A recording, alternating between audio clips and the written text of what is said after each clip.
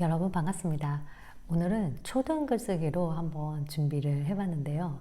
사실 많은 사람들이 초등학교 아이들의 글쓰기 또 책 읽기에 관심이 많으실 것 같은데 이제 막상 집에서 아이들의 글쓰기 교육을 어떻게 시키면 좋을지 좀 궁금해 하시는 분들이 계신 것 같아서 이제 제가 최근에 초등학교 아이들을 가르치면서 이제 했을 때 좀 반응이 좋았던 방법에 대해서 설명을 좀 해드리려고 합니다.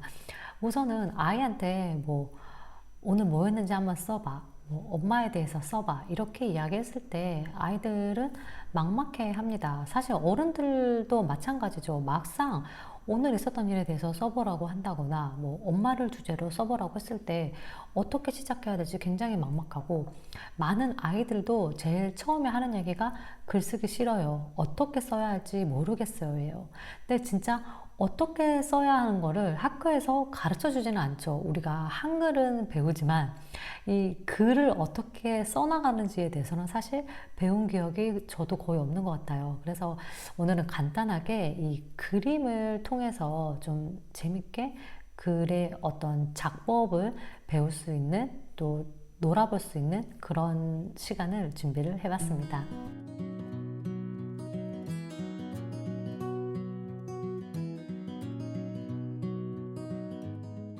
저는 이 르누아르의 시골 무도회를 준비를 했어요.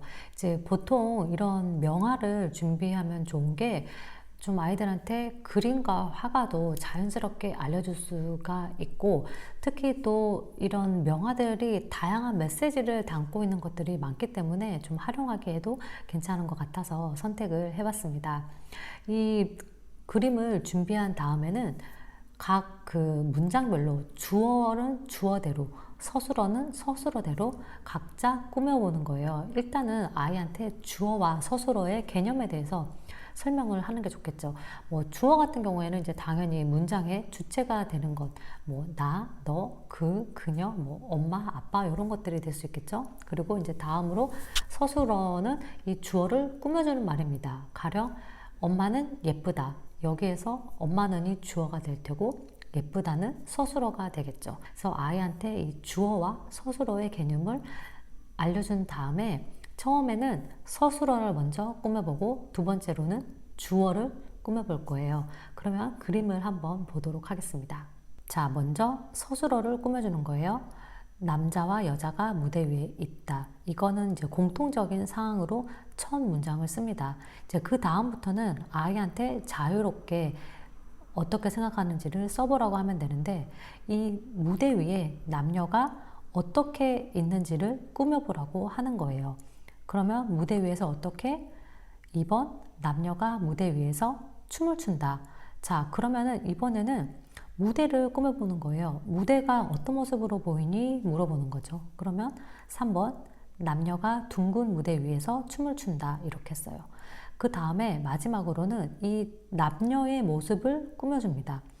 남녀는 어떻게 춤을 추고 있지? 물어보는 거예요. 그러면 4번, 남녀가 둥근 무대 위에서 사랑스러운 모습으로 춤을 춘다. 자, 이렇게 했을 때 1번 문장과 비교해 보면은 4번 문장에서 문장이 확 늘었죠. 자, 이렇게 서술어를 꾸몄으면은 다음에는 주어를 꾸며보도록 할게요. 2번 주어 꾸미기, 여자와 남자가 각각 어떤 모습으로 있는지 꾸며보는 거예요. 그래서 1번 주홍빛 꽃무늬 드레스를 입은 여자와 푸른빛이 도는 정장을 입은 남자가 춤을 춘다 라고 했어요. 자, 그 다음에는 옷 외에 보이는 모자나 부채, 이런 액세서리를 꾸며보는 거예요. 2번 빨간색 화려한 모자에 동양풍의 부채를 든 여자와 갈색 머리에 검정 구두를 신은 남자가 춤을 춘다. 그리고 마지막으로는 이 1번과 2번을 합쳐주는 겁니다. 자, 그 다음에 이렇게 주어와 서술어를 꾸몄으면은 세 번째로는 날씨와 장소에 대한 분위기를 묘사해 보는 거예요. 그래서 한 세 문장 정도 여기 장소나 날씨가 어떻게 보이는지 한번 써볼래? 라고 하는 거죠. 자, 그러면 초록 나뭇잎이 무대 위를 둘러싸고 있는 흰 꽃 장식이 세워져 있다. 그리고 칠흑 같은 밤이다. 춤추는 남녀 사이로 이름 모를 소녀가 보인다. 그 다음에는 마지막으로는 지금까지 쓴 문장을 다 합치는데요. 이때 처음에는 그 3번에서 쓴 장소와 분위기에 대해서 쓰고, 그 다음에 주어 꾸미기와 서술어 꾸미기의 맨 마지막 문장을 적습니다. 이렇게 한 문장이 다 완성이 됐잖아요. 그러면 여기에 이제 추가로 의성어, 의태어를 넣어보라고 하는 것도 방법이에요. 그러면 문장이 한결 더 생동감 넘친다는 거를 아이들이 스스로가 느낄 수 있을 거예요. 뭐 팡그르르라든지 나풀거리며라든지 이런 다양한 의성어, 의태어를 넣어보도록 하는 겁니다. 하나의 글이 딱 완성이 되면은 아이들이 굉장히 신기해해요. 갑자기 문장이 1번에서 4번까지 늘어나더니 그림을 묘사하는 하나의 글이 완성이 됐습니다. 그래서 하고 보면은 글 쓰는 거 별로 어렵지 않은데 이렇게 좀 자신감을 갖게 되거든요. 그러면 이 그림에 대한 글이 완성이 됐으면은 그림에 대한 뒷이야기를 써보도록 하는 거예요. 특히 이제 이 그림 같은 경우에는 무대 위에 남녀가 주인공으로 있고 이 주인공을 몰래 쳐다보는 것 같은 작은 소녀가 있습니다. 그래서 이제 저는 이 소녀에 대한 스토리를 짜보라고 했어요. 이때 그들을 바라보는 혹은 이때 남녀를 뒤에서 바라보는 소녀가 있었다. 이렇게 시작하는 제시어를 주고 이제 이야기를 이어가 보라고 하면은 아이들이 정말 다양하고 기상천외한 발상으로 이제 스토리를 짭니다. 뭐 어떤 아이는 그 무대 위에 있었던 사람들이 이 아이의 엄마 아빠였는데 엄마 아빠가 평소에는 좀 사이가 안 좋았는데 모처럼 이렇게 행복하게 춤을 추는 모습을 보니까 아이도 뭐 기분이 좋아졌다.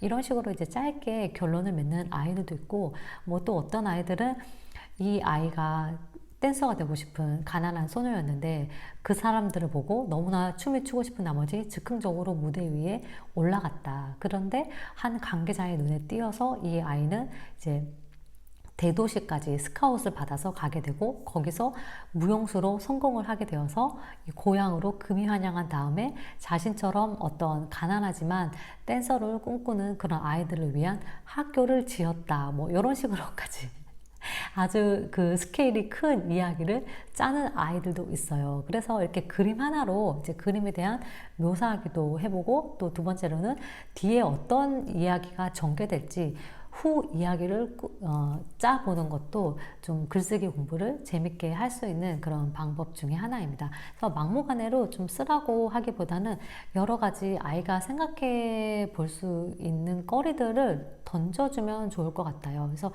오늘은 이렇게 그림을 가지고 이제 아이와 집에서 글쓰기 하는 방법에 대해서 말씀을 드렸고요. 또 다음에 또 재밌게 글놀이를 할 수 있는 그런 영상으로 찾아뵙도록 하겠습니다. 추스!